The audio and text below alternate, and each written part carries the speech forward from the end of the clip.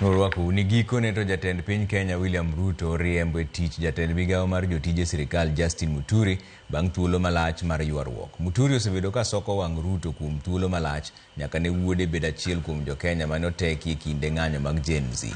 Kaka jofwambo marwa mar siasa Chris Owino leronwa, lemono koro owal ne jaod bura ma Mbeere North Geoffrey Ruku mawuok thurgi Muturi kendo ma en jakanyo mar duond buch Muturi mar Democratic Party. Mana kaka jodongo ne ogoyo ngero ni siasa onge osiep kata jasik ng'ato manyaka chieng', osiep mane otwere kind jatend piny William Ruto motelo ne yiero maduong' mokalo kod jatend migawo ma jotije sirikal machon Justin Muturi ne ochopo e giko bang' Ruto riembe e tich. Justin Muturi ne en achiel kuom jotelo mawuok e gwenge mag Masawa mane obalo kod jatend piny machon Uhuru Kenyatta e yiero maduong' mokalo kendo siro lwedo William Ruto kokalo e duond bura mare machon mar DP.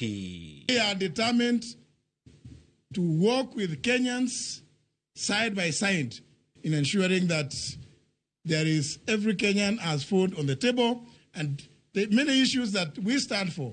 We want this country to move forward, and we cannot move this country forward if all we live in is history. We cannot allow history to enslave us. Osiepe kind JB Muturi kod William Ruto osebedo mawach dweche 8 mokalo bang' jogo ma ichich ni obila mako kendo lalo kod wuode e kinde ng'anyo mag rowere mag Gen Z higa mokalo. Awayo ne ojogore kod lak odhiambo manyoro bang' William Ruto nyiso oganda Jo-Islam ni chik mar chugo omenda moyiedhi mar konyo Jo-Islam ne ok ochako tich nikech ne en kod Attorney General makia tije. Mumesema mambo ya wakfu, and I agree with you. It's taken too long. There is absolutely no reason. And I had a problem with the AG who was there. He was fairly incompetent, but I now have a very competent lady.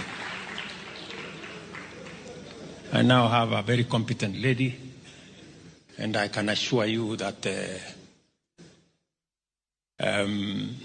the issues of work will be sorted out. Mae ne en thuolo mokwongo ma William Ruto ne ochiwo ranyisi makende ni osiep mare kod JB Muturi ne chunye gudo bang' dweche bura mag umo dhoge. Gwandruok e kind jotelo ariyogo ne ochakore tarik 15 dwe mar achiel higani kama JB Muturi ne owuok oko kendo tudo lal mar wuode Wesley kod obila mang'weyo maling'ling NIS. One of the things we had accused the past regimes of was the existence of disappearances and extrajudicial killings. Therefore, the security forces should arrest and bring to book all those that are involved in the abductions without fail, and all the young people being held in illegal captivity should immediately be freed.